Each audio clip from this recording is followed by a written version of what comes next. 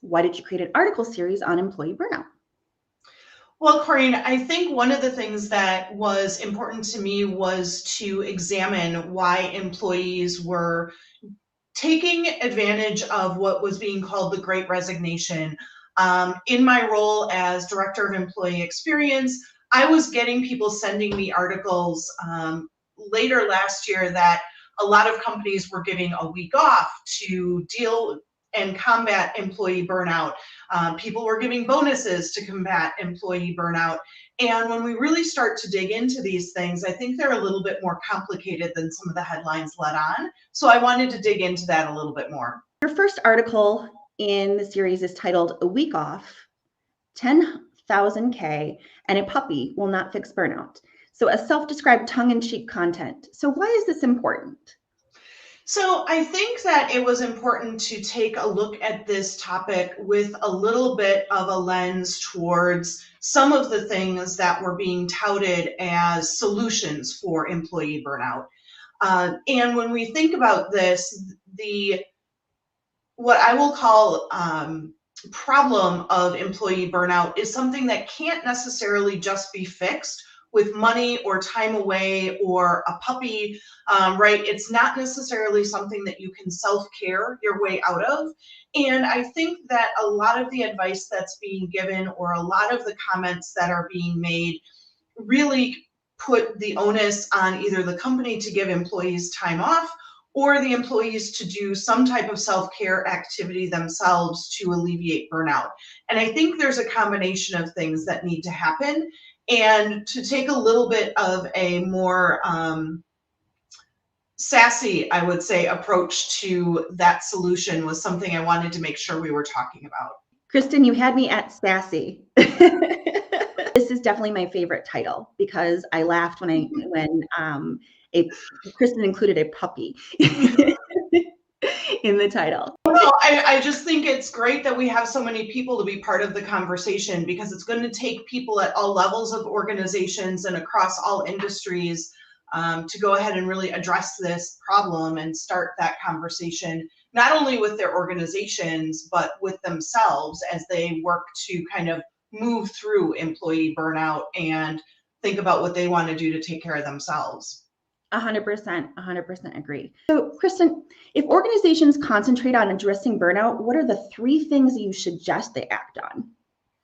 I think if organizations want to look at burnout overall, I think there are a couple of things that they really can focus on. And one of them is an organizational structure that works in this new way of working. And so we have a lot of organizations that are a lot more spread out, maybe partially hybrid, partially remote. This is definitely a different world.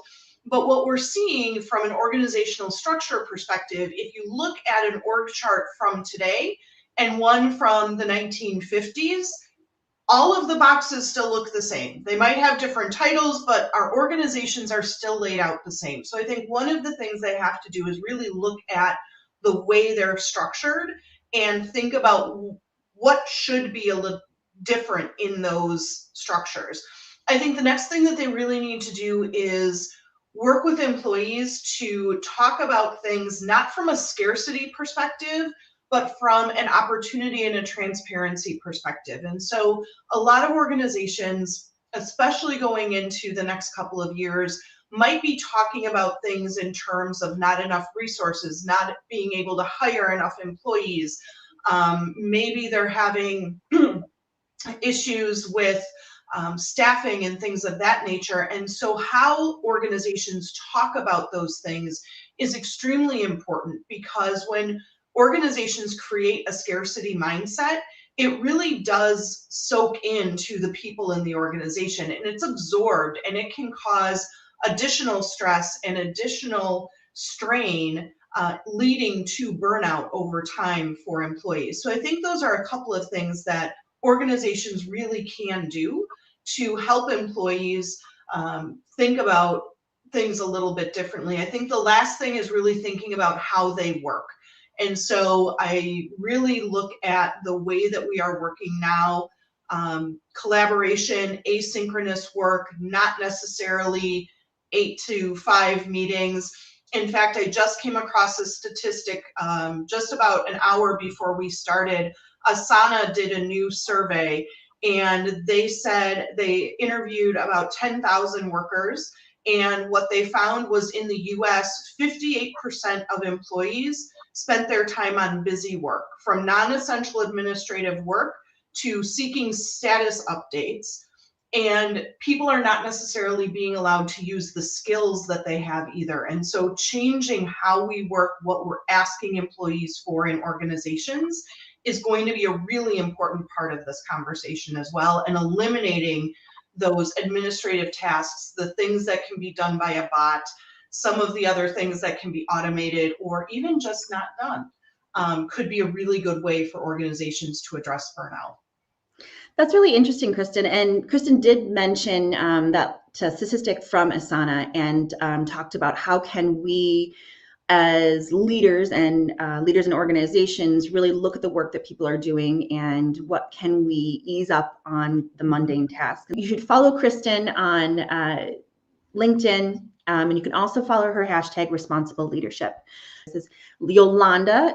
This live has been very refreshing and really hones on reflecting from past to present. Yes, completely agree. Thank you so much for your audience engagement and your questions and your comments and your engagement on the poll. Greatly, greatly appreciate you. And Kristin, thank you so much for coming on and talking to the Progressive HR Live audience.